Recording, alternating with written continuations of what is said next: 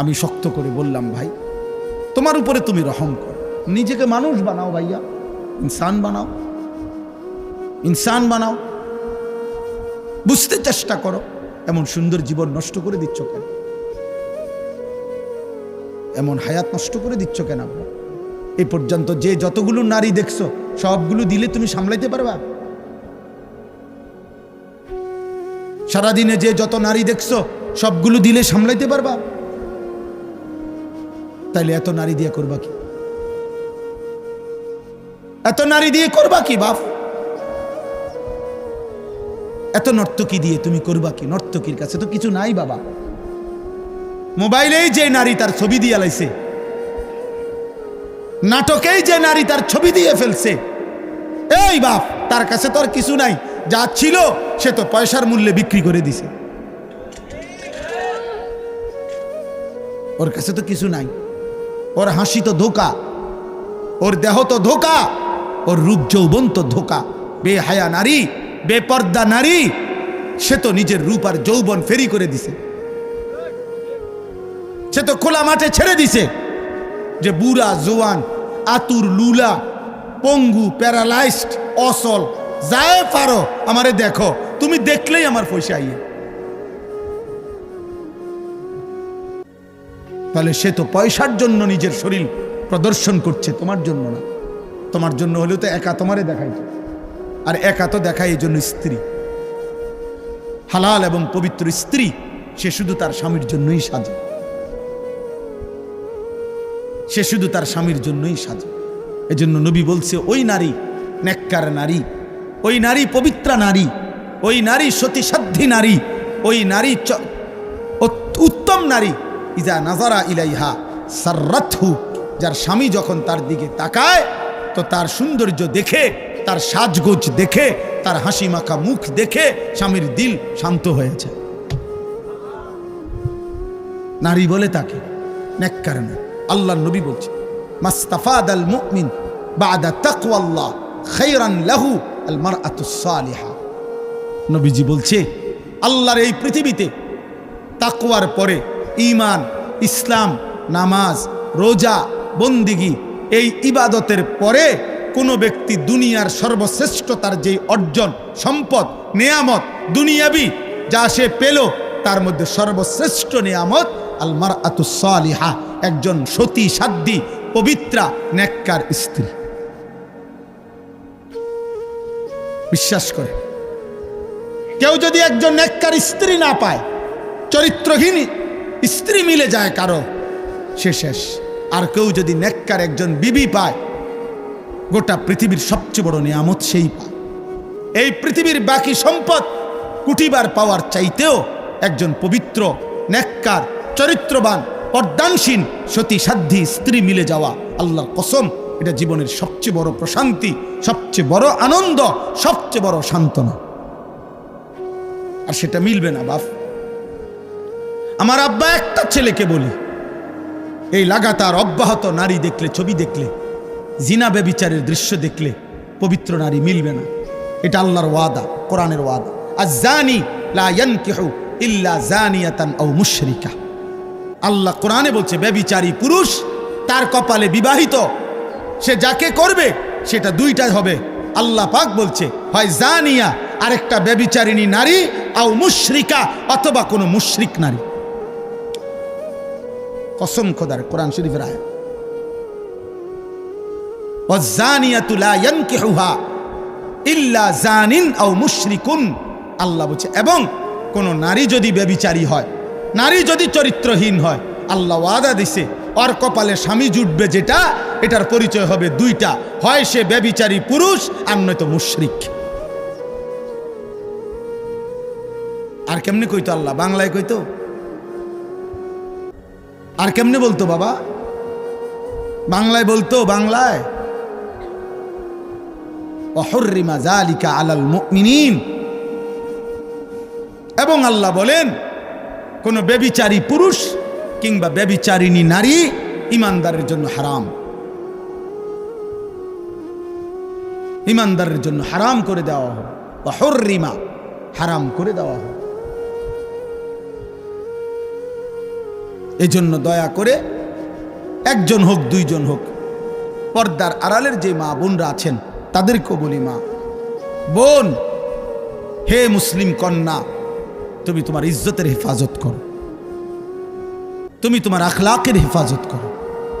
রাস্তার কোনো দুষ্ট, মহল্লার কোনো চরিত্রহীন যুবকের ফাঁদে তুমি তোমার ইজ্জত দিয়ে দিও না।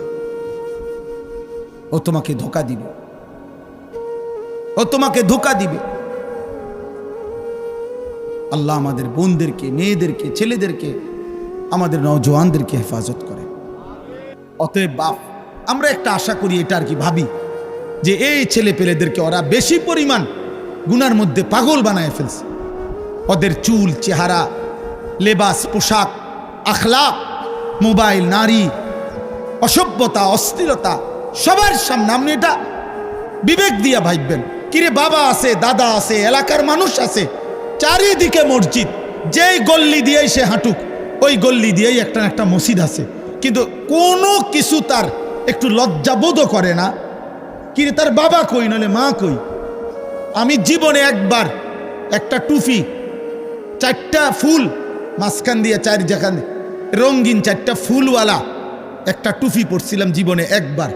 আমার আব্বা বাসায় যাওয়ার পরে আমার মারে বলছে, মায় আমার মাথার থেকে সে টুপিটা খোলায় ফেলছে, বলছে, ফুত, তোর আব্বা বলছে যে তোর বাবাই জীবনে কোনোদিন সাদা টুপি ছাড়া অন্য কোনো টুপি পরে নাই, তোরে নিষেধ করছে টুপি পরতি না, খোল এটা।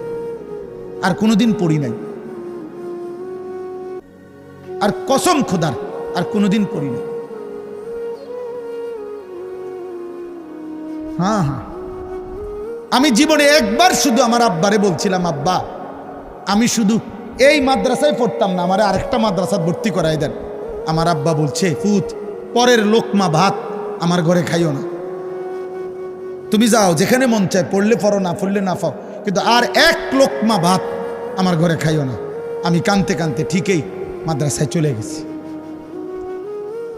তাহলে আমার বলার উদ্দেশ্য হলো, আপনারাই ভাবেন আপনাদের পরিবার, সন্তান এইভাবে লাগাম ছাড়া, হাত ছাড়া হয়ে গেল কেন?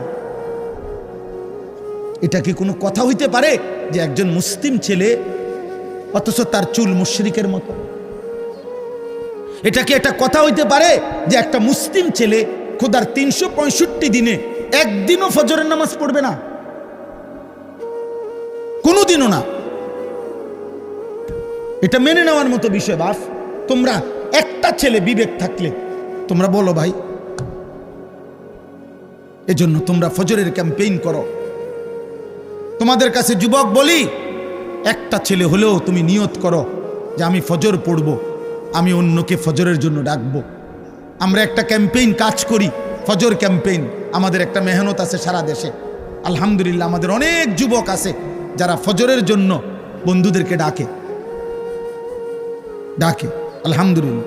গতকালকেও আমার মাদ্রাসায় এরকম এক বয়সী 14, 16, 17 বছরের প্রায় 87 জন ছেলে এক ধরনের ফজর ক্যাম্পেইনের গেঞ্জি গায়ে ওরা আমার সাথে এসে দেখা করে গেছে। ওরা এক বয়সী আলহামদুলিল্লাহ ফজরের জন্য বন্ধুদেরকে ডাকে। প্রিয় ভাই, সবাই মিলে একসাথে নষ্ট হয়ে গেলে হইতো না, এই জাতি টিকবে না, আমাদের ভবিষ্যৎ কষ্টের হবে।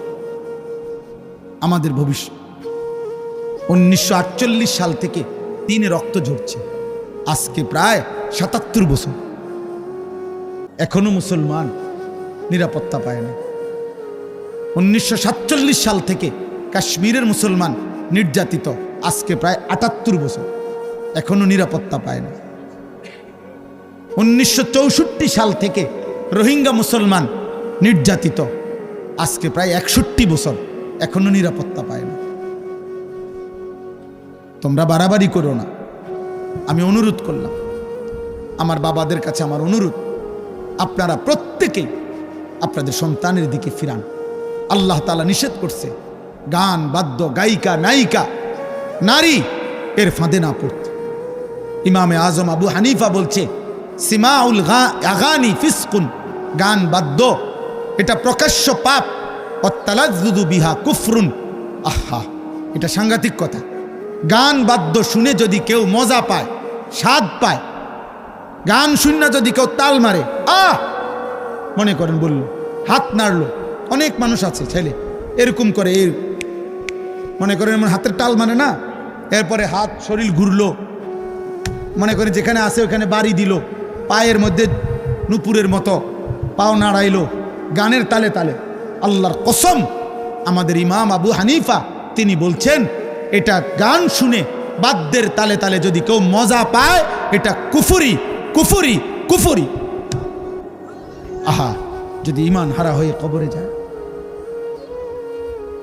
চিরস্থায়ী জাহান্নাম, চিরস্থায়ী জাহান্নাম। আমাদের রাসূলুল্লাহ সাল্লাল্লাহু আলাইহি সাল্লাম হাদিসে বলছেন আমালুকুম উম্মালুকুম, অর্থ হলো তোমাদের আমল, তোমাদের কর্ম তোমাদের শাসক। অর্থাৎ আমাদের আচরণ, আমাদের আমল আমাদের শাসক বানায়, আমাদের মন্দ আমল আমাদের শাসককে মন্দ বানায়, আমাদের উত্তম আমল আমাদের শাসককে উত্তম বানায়। তো বাস্তবতা হলো আমরা প্রতিনিয়ত আমরা রাষ্ট্র আপনার পদস্থ ব্যক্তিকে পরবারে দোষারোপ করি, আমাদেরও তো আখলাকের কি হালাত, আমাদের আখলাকের কি হালাত। এই জন্য এটা লক্ষণীয় বিষয়, উল্লেখ করার মতো একটা বিষয়। প্রিয় ভাই, কথা বলো না আল্লাহর ওয়াস্তে, যদি মানুষের বাচ্চা হও তো কথা বলো না, কথা বলো না, প্রয়োজনে তুমি চলে যাও কিন্তু কথা বলো না। এই জন্য বললাম এটা জরুরি। আমরা যদি একজন মুসলমানের জন্য জায়গা ছাড়তে না পারি তো আমাদের আখলাক হলো কেমন এটা বলেন। এই জন্য দয়া করে প্রত্যেকে চুপ করে মনোযোগ দিয়ে আসুন। যে যখন উঠতে মন চায়, আমার একের সামনের ব্যক্তিও কোনো অসুবিধা না, আমার কোনো আপত্তি নেই। আমি এই ক্ষেত্রে একটু আগের থেকে ভিন্ন রকম, সংখ্যার উপরে কখনোই ভিত্তি করি না। এই দেবিদ্বারের গলিতে গলিতে আমি বহু মাহফিল করছি, তো 20 জন 50 জন 100 জন 200 জন মানুষের সামনেও কথা বলছি, কোনো অসুবিধা নেই, এটা কোনো বিষয় না। অতএব দয়া করে সকল ছেলে, আমার ছোট ভাই হাফেজ মাওলানা আতিকুর রহমান আশরাফি ও আমার আপন ছোট ভাই, তো লম্বা সময় বয়ান করছে, কিন্তু ও লাস্টে বলছে, আপনারা শুনছেন, ছেলেরা তোমরাও শুনছো, যে মোবাইল হাতে ধরে ভিডিও বা রেকর্ড করলে আমি এটা পছন্দ করি না, এটা আমি মেনে নিতে পারি না, আমার পক্ষ থেকে এটা স্পষ্ট নিষেধ। অতএব আপনি যদি বাংলা বুঝে থাকেন তাহলে আপনি কষ্ট করে চলে গেলে ভালো। দেখেন কেমন অসভ্য, দেখছেন, মানে এরপরেও মোবাইলটা ধরে রাখছে। হ্যাঁ হ্যাঁ, লজ্জা থাকা উচিত ভাইয়া। আমি ব্যক্তিগতভাবে ছাড় দেওয়ার মানুষ না, কারণ আগে তো বলা হয়েছে, এটা আমি বললাম, তাহলে গাদ্দারি করার কি আছে? এটা কেন এতটা কঠোর কেন? আমার এটা একটা পরীক্ষিত আমল, আমার এটা অভিজ্ঞতা, এটা এবং এটা মনোবিজ্ঞানের কথা। মানুষের অন্তর একই মুহূর্তে দুই জিনিস ভাবতে পারে না। তো কারো অন্তরে যদি মোবাইলটা হাতে থাকে, তার দিলে সারাক্ষণ মোবাইলের আসক্তি থাকে, মানে এটার কথা মনে পড়ে, ঠিক মতো উঠতেছে কিনা, এটারে আগায় পিচ্ছায় কমায়, ছোট করে বড় করে, ফলে বেচারা মোবাইলের প্রতি তার পুরাপুরি মনোযোগ থাকে, ফলে নিজের দিলে কিছু ঢোকে না, ও আর কিছুই বোঝে না। তাহলে এরকম যদি 1 লক্ষ ওয়াজও কেউ মোবাইলে উঠায়, তাহলে তার আখিরাতের কি ফায়দা হবে বলে? আখিরাতের অর্জনটা কি হবে? ইনসাফ করে বলে। কোন বক্তার সাথে যদি কারো ছবি থাকে একটা, কি হবে এতে? আখিরাতের কি অর্জন আছে? কোনো অর্জন মনে হয়? তাইলে এই জন্য প্রিয় ছেলেরা, বাবা, একটা জিনিস সমাজে শুরু হয়েছে দেখে এই পৃথিবীতে এটার জন্য মাতাল হয়ে যাইতে হবে, এটা কোনো যুক্তির কথা না। এই পৃথিবীতে বহু কিছুই আসছে গেছে, শেষ পর্যন্ত থাকে নাই কোনোটাই, কিন্তু ইনসান থাইকা গেছে, আমাদের আমলনামা থেকেই যাবে। আমি চোখে দেখছি ফিতাওয়ালা ক্যাসেট,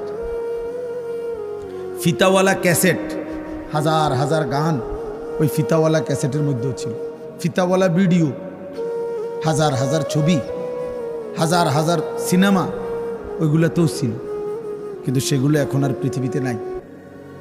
কিন্তু ওই পুরুষ নারীগুলোর গুনাহ মুছে গেছে। তো পাতলা পাতলা ক্যাসেট ছিল, সিডি, একদম পাতলা গোলাকার, এই সিডি ক্যাসেট আমরা দেখছি, সেগুলোতেও হাজারো গান বাদ্য, হাজারো নায়িকা গায়িকার সিনেমা নাটক ছিল, সেগুলো এখন আর পৃথিবীতে নাই। কিন্তু ওই গুনাহগুলো কি মুছে গেছে? তো তাইলে বলে, এই জন্য দোস্ত আজকের ফেসবুকও থাকবে না, ইউটিউবও থাকবে না, এই বড় মোবাইলের এই প্রযুক্তিও থাকবে না, কিন্তু এর দ্বারা যার যে গুনাহ হচ্ছে, নারী, ছবি, অস্থি দৃশ্য, হারাম যত গুনাহ, এটা কিন্তু বুঝবে না, এটা আমলনামায় জমা থাকবে। আধুনিকতার এই প্রযুক্তি হয়তো থাকবে না, কিন্তু আমলনামা থেকে যাবে, আমলনামা থেকেই যাবে। ওয়ালাদাইনা কিতাবুন ইয়ানতিকু বিল হক ওয়া হুম লা ইউজলামুন। আল্লাহ তাআলা বলেন, আমি আল্লাহর কাছে আমার ফেরেশতাদের মাধ্যমে 24 ঘন্টা আমি তোমার আমলনামা রেডি করছি। কিয়ামতের দিন তোমার আমলনামাই এক বিন্দু বেশি কম না করে তোমার সামনে কথা বলবো, তোমার বই কথা বলবো, তোমার জিন্দিগির আমলনামাই কথা বলবো।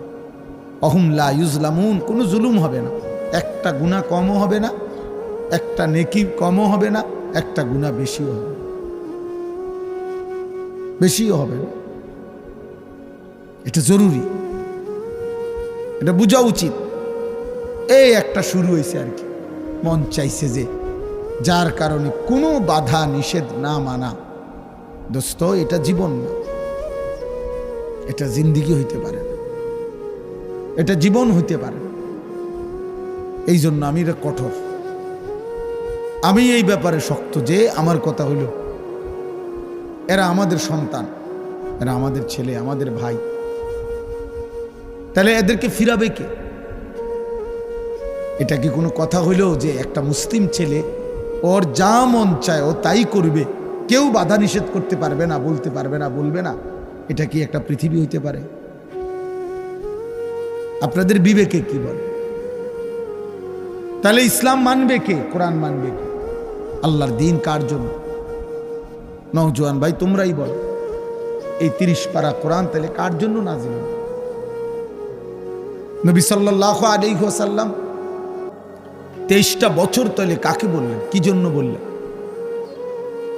এক ওয়াক্ত নামাজ মুসলিম পরিচয় দেওয়ার পরও যদি তোমার পড়তে মন না চায়, তো এই নামাজ কার জন্য ফরজ হলো? হালাল হারাম যদি কোনোভাবেই মানতে মনে না চায় আল্লাহর বিধান, তো এই কোরআনের বিধান কার জন্য? তাইলে আল্লাহর বিধান তাহলে কার জন্য? ইনসাফ করেন সবাই, সবাই মিলে, জওয়ান বুড়া, মুরব্বীরা, শ্রেণীয়া বয়স্করা, আপনারা আপনাদের সন্তান নাতি নাতনিদেরকে ওদের হাতে ছেড়ে দিছেন, আর ওরাও মুক্তি পাইয়া, স্বাধীন পাইয়া ওরা ভাবতেছে আমার মা বাবা, অভিভাবক, আমার দাদা দাদি, আমার বংশের কেউ মুরব্বী, আমার মাথার উপরে কেউ তো আমারে ডাক দেয় না, মানা করে না, আমি যা মন চাই তাই করতে পারতেছি। আমার বাপ, আমার ভাই, এটা তো জীবন না, এর তো শেষ আছে, সব কিছুরই শেষ আছে, সব পাগলামিরই শেষ আছে, সব মাতলামিরই শেষ আছে। এই মোবাইলেরও তো চার্জ শেষ হয়, মোবাইলেরও যেহেতু চার্জ শেষ হয়, হায়াতের চার্জও তো শেষ হয়। একদিন রাত ভোর হবেই, একদিন হায়াত শেষ হবেই। ওয়াজাআত সাকরাতুল মাউত বিল হক যালিকা মা কুনতা মিনহু তাহিদ। আল্লাহ বলেন, যেই মৃত্যু থেকে তুমি বারবার পলায়ন করেছিলে বান্দা, সেই মৃত্যু সত্য সত্যই, মৃত্যুর যন্ত্রণা একদিন আসবেই আসবে। হাসলেও মরে যাবা, কাঁদলেও মরে যাবা, সুখে থাকলেও মৃত্যু হবে, দুঃখে থাকলেও মৃত্যু হবে। রাজপ্রাসাদের অট্টালিকায় যে থাকে তারও মরণ হবে, জীর্ণ কুঠির কুড়ে ঘরে যে থাকে তারও মৃত্যু হবে। জীবনে যে কোনোদিন সুখ দেখে নাই সেও মরে যাবে, জীবনে যে কোনোদিন দুঃখ দেখে নাই সেও মরে যাবে। সেজদা দিতে দিতে কেউ যদি আব্দুল কাদের জিলানিও হয় তারও মৃত্যু হবে। নাফরমানি করতে করতে কেউ যদি ফেরাউন নমরুদও হয় তারও মৃত্যু হবে না? অনুগত অবাধ্য ইমানদার বেঈমান সবারই মৃত্যু হবে, সবারই মৃত্যু হবে। প্রিয় নওজোয়ান, মৃত্যুর কাছে তুমি একদিন হাইরে যাবে। মৃত্যু এসে তোমার সব আস্ফালন, আনন্দ, আয়োজন থামাই দেবে। প্রতিদিন, খোদার কসম, প্রতিদিন এই পৃথিবীতে বৃদ্ধ মানুষের চাইতে জোয়ান মানুষ বেশি মরে। আল্লাহর কসম, এটা আল্লাহর ওয়াদা। প্রতিদিন কিশোর যুবক এই পৃথিবী থেকে বেশি মরে।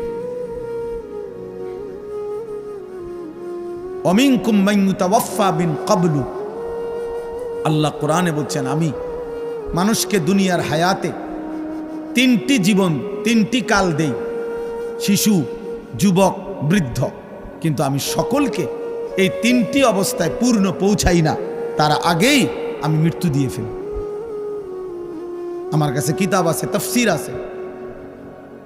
হযরত হাসান বসরি রহমতুল্লাহ আলাই, হযরত ইবনুল জৌজি রহমতুল্লাহ আলাই, এরকম বড় বড় বুজুর্গানে দিন পূর্ববর্তী জামানার, ওনারা বলছেন, হে যুবক, তুমি লক্ষ্য রাখো, যেই গাছের থেকে ফুল বের হয়, যেমন আম গাছ, আম গাছের যেই মুকুল বের হয়, সেই মুকুল, সেই ফুল, আম হয় যতগুলো, ঝরে যায় ফুল তার চাইতে বেশি। ছোট্ট ছোট্ট আম হয় যতগুলো, এরপরে বড় বড় আম হয় যতগুলো, ঝরে যায় বেশি। এরপরে পাকে যতগুলো, ঝরে যায় বেশি। শেষ পর্যন্ত পৌঁছায় কম, ঝরেই যায় বেশি। নাকি টিকে থাকে বেশি? আমের মুকুল দেখেন নাই কোনো সময়? ছোট্ট ছোট্ট পিচ্ছি পিচ্ছি আম দেখেন নাই কোনো সময়? হযরত ইবনুল জৌজি রহমতুল্লাহ কিতাবের মধ্যে আছে, উনি বলছেন, হে যুবক, মনে রেখো, প্রত্যেক যুগে, প্রত্যেক সমাজে, প্রত্যেক বাড়িতে তুমি হিসাব করো যে কিশোর যুবক সমবয়সী যদি হয়, যে পরিমাণ, তার সাথে আনুপাতিক হারে বৃদ্ধের সংখ্যা অনেক কম। মানে একটা বাড়িতে যদি এই মুহূর্তে নওজোয়ান 14, 16, 18, 20, 25 বছরের ছেলে মেয়ে থাকে 20 জন, 30 জন, তাহলে আনুপাতিক হারে, মানে এটা ধারে, এইটা চিন্তা করলে বৃদ্ধ মানুষ তো থাকার কথা কমপক্ষে 12-14 জন, কিন্তু ওই বাড়িতে 30 জন কিশোর যুবকের ছেলে মেয়ের মোকাবেলায় বুড়া চাচা, বুড়া দাদা আছে মাত্র 2 জন, 1 জন। বুঝেন নাই হিসাবটা? তাহলে বোঝা গেল এই আজ থেকে 30 বছর আগেও তো, 50 বছর আগেও তো কেউ কিশোর যুবক হিসেবে আগাই আসছিল। তাহলে ওরা সবাই যদি বৃদ্ধ হইতো, তাহলে বৃদ্ধ এত কম হইল কেমন? তাহলে হিসাবে তো কাছাকাছি থাকবার কথা, কিন্তু জওয়ান হইল 20 জন, বৃদ্ধ হইল 2 জন। কেন? মানুষে বলে না যে এই চাচা আর আমগো গ্রাম বাড়ির শেষ শুধু দোয়া করেন, আমার দাদা আর বাকি সব মরে গেছে। আমার বাপ চাচা, মনে করেন আমার বাপ চাচা 4 জন, তাহলে আমার বাপ চাচার ছেলেরা, ছেলে মেয়েরা, আমরা চাচতো ভাই, জ্যাঠতো ভাই, আমরা মিলে আমরা আছি না হয়তো 40-50 জন। তাইলে 30-40 জনের কম হবে না, কিন্তু আমার বাপ চাচার মধ্যে শুধু আমার ছোট চাচা একজনই বাইচা আছে। আমার দাদাও নাই, জ্যাঠাও নাই, আমার বাবাও নাই, আমার সেজো চাচাও নাই, শুধু ছোট চাচা আছে। অথচ আমার এই বাপ চাচা 4 জনের সন্তানদের মধ্যে একমাত্র আমার বড় জ্যাঠার একজন ছেলে মারা গেছে, আর সবাই আল্লাহর রহমতে বাইচা আছে। তাহলে ভাইয়া বুঝো, এটা বুঝতে চেষ্টা করো। কেউ যদি বুঝতে চাও আর তোমার তামসা যদি তোমার কাছে পছন্দ হয় তো ঠিক আছে বাবা, কেউ কাউরে থামাইতেও পারে না, কেউ কাউরে পিছাইতেও পারে না, কিন্তু এটা ইনসাফ যে আগামী 50 বছর পৌঁছতে পৌঁছতে তোমাদের বয়সী অধিকাংশ কবরে চলে যাবে। টিকবে, অনেকে বুড়া হবে অল্প, বুড়ো হবে অল্প, টিকে থাকবে অল্প, ঝরে যাবে বেশি। অমিনকুম মান ইউতাওয়াফা মিন ক্বাবলু। এই জন্য আজকেও একজন লোক এটা আমি বুঝাইছি যে ভাই এটা ভাববেন না যে এখনো বয়স বাকি, না না। ওয়ালিতাবলুগু আজালাম মুসাম্মা, আল্লাহ বলেন আমি কিন্তু যাকে যখনই মৃত্যু দেই আমি কিন্তু তার হায়াত পূর্ণ করেই মৃত্যু দিই। অল্প বয়সে আমি কাউকে মৃত্যু দেই না, অকালে কাউকে মৃত্যু দেই না। প্রত্যেককে আমি আল্লাহর পক্ষ থেকে নির্ধারিত, আমি আল্লাহ তাকদীরে সৃষ্টির আগেই আল্লাহ তাআলা লিখে রাখছেন, তো আমি ওইটা সময় পূর্ণ করেই মৃত্যু দেই। ওয়ালিতাবলুগু আজালাম মুসাম্মা, আমি নির্ধারিত হায়াত পূর্ণ করি বান্দা। তাইলে দোস্ত আমার, ভাই আমার, বাবা আমার, নওজোয়ান, তুমি তোমার উপরে দয়া করো। যদি সামান্যতম বিবেক থাকে, মানুষ তো আর জানোয়ার না, জানোয়ারের আকল নাই, তো মানুষের তো আকল আছে। আমি কেন জানোয়ারের মতো হব? আমি কেন পশুর আচরণ হব? আমি তো ইনসান, আমি তো মানুষ। আমাকে তো আল্লাহ তাআলা আকল দান করছেন। মানুষ আর জানোয়ারের মূল পার্থক্য তো হাত পাও দিয়া না, মানুষ আর জানোয়ারের মধ্যে মূল পার্থক্য তো নাক চোখ দিয়া না, মানুষ আর জানোয়ারের মধ্যে তো পেশাব পায়খানা দিয়ে পার্থক্য না, খাবার দিয়ে নয়, ঘুম দিয়ে নয়, যৌন চাহিদা পূরণ দিয়ে নয়, এগুলো তো সব সমপরিমাণ জানোয়ারেরও পূরণ হয়। খাবার, খাদ্য, পেশাব পায়খানা, লজ্জাস্থানের চাহিদা পূরণ, এ তো কুকুর বিড়ালেরও পূরণ হয়। তাহলে ইনসানের পার্থক্য কি? আকল, বিবেক। আ'তা কুল্লা শাইইন খালকাহু সুম্মা হাদা। আল্লাহ তাআলা কোরআনুল কারীমে বলছে আখরাজাকুম মিন বুতুনি উম্মাহাতিকুম লা তা'লামুনা শাইআ। মায়ের পেট থেকে বাবা আল্লাহ বলছে, হে আমার বান্দা, মায়ের পেট থেকে যেদিন তোমাকে আমি বের করে এনেছিলাম সেদিন কিন্তু তুমি কিছুই জানতা না। আমি আল্লাহ তোমাকে ধীরে ধীরে পূর্ণ আকল দান করেছি। এবার তুমি আলো অন্ধকার, রোদ বৃষ্টি, তুমি সব বুঝো। অতএব আমি তো তোমাকে আকল দিয়েছি, বিবেক দিয়েছি, দিমাগ দিয়েছি। এই আকল, এই বিবেক, এই দিমাগ, এটা যদি কারো কাজ না করে, ওর মাঝে আর পশুর মাঝে কোনো পার্থক্য নেই, কোনো পার্থক্য নাই, কোনো পার্থক্য নাই। আমার বাপ, এতগুলো নওজোয়ান ছেলে তোমরা আল্লাহকে সাক্ষী রেখা যদি মুসলমান মায়ের ঘরে জন্ম নিয়ে থাকো, কোনো পবিত্র মায়ের 2 বছর দুধ পান করে থাকো, তো বলো তো ভাই, যে মা তোমারে 2 বছর দুধ পান করাইছিলেন, সে মা কত লক্ষবার তোমারে গালে মুখে জড়ায়া ধরা চুমু খাইছিলেন, আদর করেছিলেন। যে বাবা 6 বছর পর্যন্ত তোমাকে ধীরে ধীরে তিল তিল করে আদর সোহাগ করে লালন পালন করেছিলেন, সেই বাবা কত হাজারবার তোমার মাথায় হাত বুলাইছে। যখনই কোনো আলেমকে পাইছে তখনই বলছে, হুজুর আমার ছেলেটার জন্য দোয়া করেন, একটু মাথায় মুছে দেন, আদর করে দেন, দোয়া করে দেন, আল্লাহ যেন মানুষ বানায়। মায়ের কত স্বপ্ন ছিল, বাবার কত স্বপ্ন ছিল। আত্মীয় স্বজন আসছে, ফুফুর কোলে দিছে, ফুফার কোলে তুলে দিছে, দাদার কোলে তুলে দিছে। আজকে আমি এক বাসায় এশার নামাজের পরে খানা খাইছি অল্প সময়, তে এই সময় দেখছি ওই বেচারার 2টা নাতনি, সে পুরাটা সময় দাদারে ব্যস্ত করে রাখছে উনারে, আর উনি একবার এটারে আদর করে, একবার ওইটারে আদর করে। তাইলে আমার ইনসাফের কথা হলো ভাই, যদি কোনো একটা ছেলেও ভাবো আমি নির্বাচনে দাঁড়াইছি না, যে আমার সবার ভোট দরকার, আমি কোনো প্রার্থী না, আমার কোনো মার্কা নাই, আমি নির্বাচনের জনসভায় আসি নাই, অতএব কোনো এক আল্লাহর বান্দার কলিজায়ও যদি বিবেক জাগে আমার যথেষ্ট।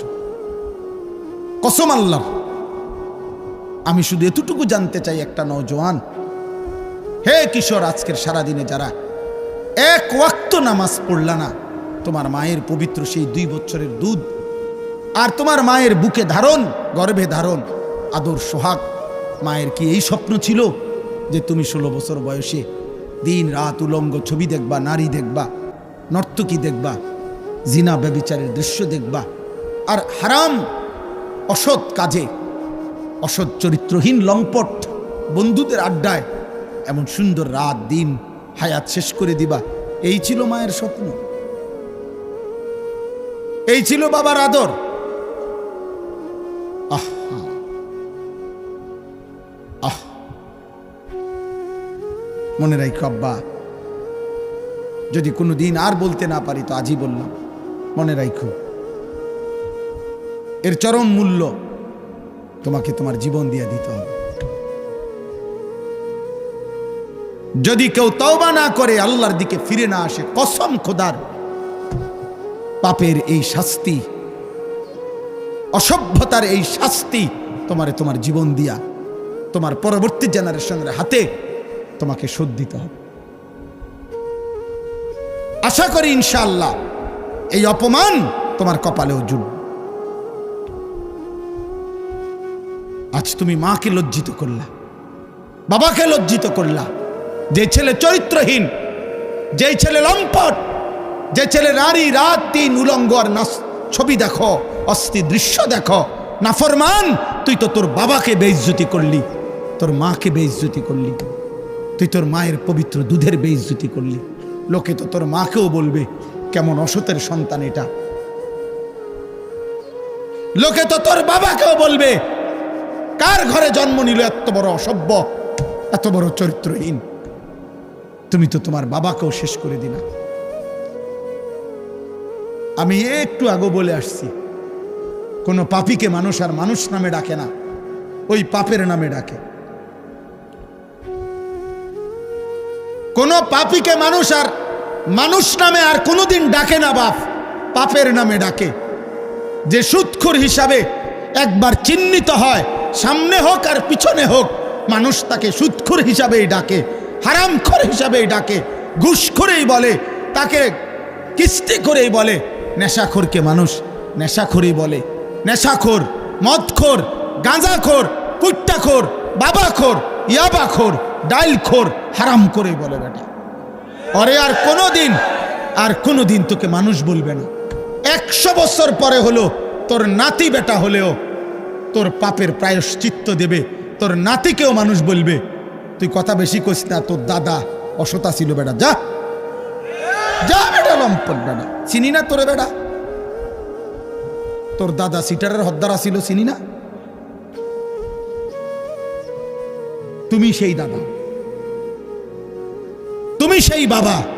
আজকের চরিত্রহীনতার মূল্য তোমারে দিতে হবে, তোমাকে দিতেই হবে।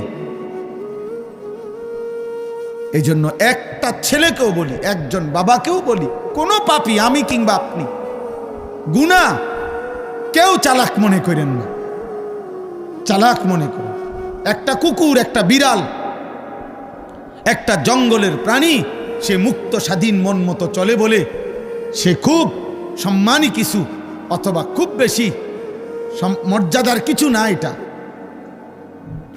বাঘেরও তো কেউ ধরুন না নাই, সিংহেরও তো কেউ ধরুন না নাই, তাই বলে খুব দামি সে। হাতি কেউ তো ধরুন না, কেউ নাই।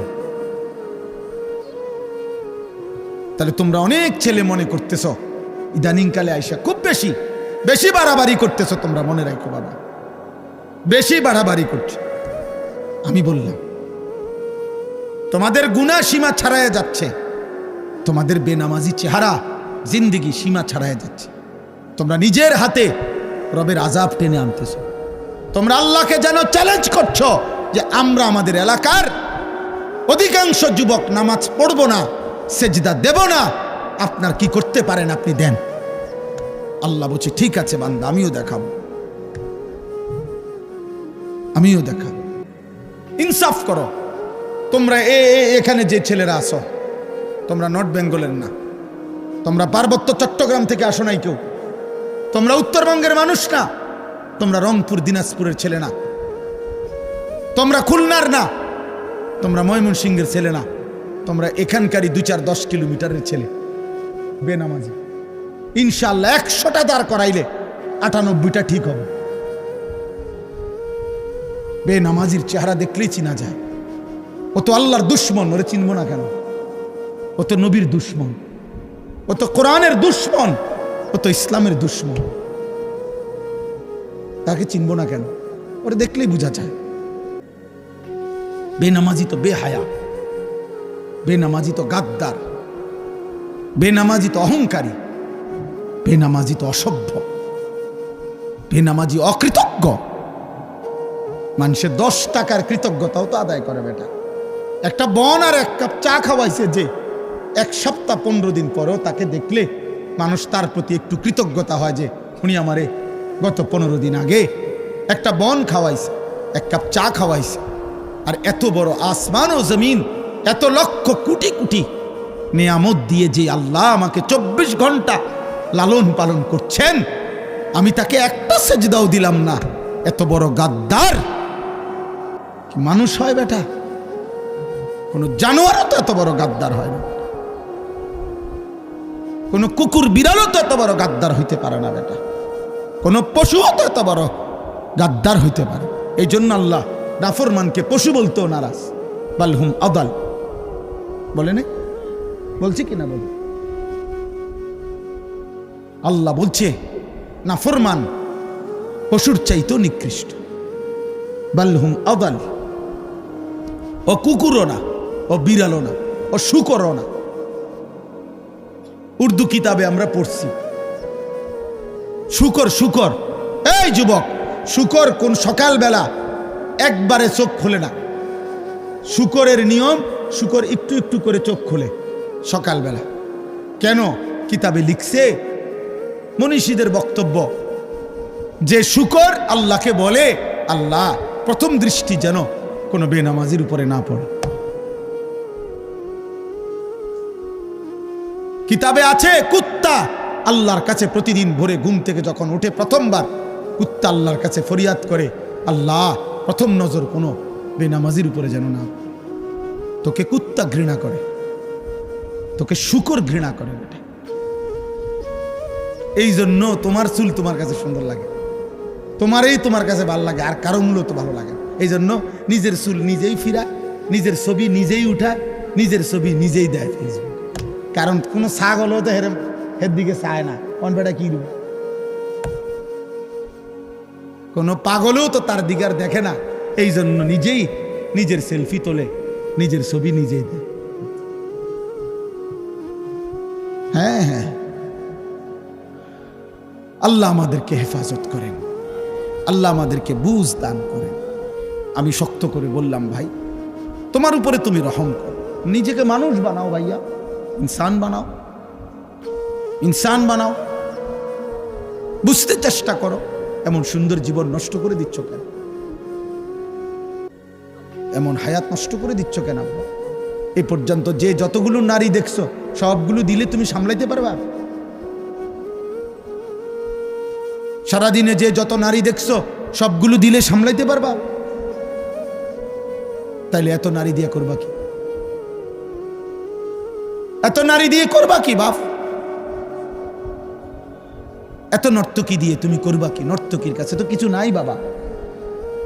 মোবাইলেই যে নারী তার ছবি দিয়ে লাইছে, নাটকেই যে নারী তার ছবি দিয়ে ফেলছে, এই বাপ তার কাছে তো আর কিছু নাই। যা ছিল সে তো পয়সার মূল্যে বিক্রি করে দিছে,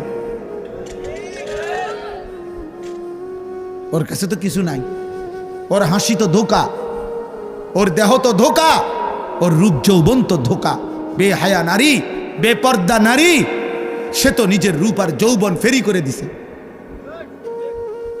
সে তো খোলা মাঠে ছেড়ে দিছে যে বুড়া জোয়ান আতুর লুলা পঙ্গু প্যারালাইজড অসল যায় পারো আমারে দেখো, তুমি দেখলেই আমার পয়সা আইয়ে। তাহলে সে তো পয়সার জন্য নিজের শরীর প্রদর্শন করছে, তোমার জন্য না। তোমার জন্য হলে তো একা তোমারে দেখাইতো, আর একা তো দেখায় এই জন্য স্ত্রী, হালাল এবং পবিত্র স্ত্রী, সে শুধু তার স্বামীর জন্যই সাজে, সে শুধু তার স্বামীর জন্যই সাজে। এজন্য নবী বলছে, ওই নারী নেককার নারী, ওই নারী পবিত্রা নারী, ওই নারী সতীসাধ্যী নারী, ওই নারী উত্তম নারী, ইজা নাজারা ইলাইহা সাররাতহু, যার স্বামী যখন তার দিকে তাকায় তো তার সৌন্দর্য দেখে, তার সাজগোজ দেখে, তার হাসি মাখা মুখ দেখে স্বামীর দিল শান্ত হয়েছে। নারী বলে তাকে নেককার না। আল্লাহর নবী বলছে, মাস্তাফাদাল মুমিন বাদা তাকওয়াল্লাহ খায়রান লাহু আল মারআতুস সালিহা। নবীজি বলছে, আল্লাহর এই পৃথিবীতে তাকওয়ার পরে ঈমান, ইসলাম, নামাজ, রোজা, বন্দিগি, এই ইবাদতের পরে কোনো ব্যক্তি দুনিয়ার সর্বশ্রেষ্ঠতার যে অর্জন, সম্পদ, নেয়ামত, দুনিয়াবি যা সে পেল, তার মধ্যে সর্বশ্রেষ্ঠ নেয়ামত আল মারআতুস সালিহা, একজন সতী সাধ্যী পবিত্রা নেককার স্ত্রী। বিশ্বাস করে কেউ যদি একজন নেককার স্ত্রী না পায়, চরিত্রহীন স্ত্রী মিলে যায় কারো, সে শেষ। আর কেউ যদি নেককার একজন বিবি পায়, গোটা পৃথিবীর সবচেয়ে বড় নিয়ামত সেই পায়। এই পৃথিবীর বাকি সম্পদ কুটিবার পাওয়ার চাইতেও একজন পবিত্র নেককার চরিত্রবান পর্দানসীন সতী সাধ্যী স্ত্রী মিলে যাওয়া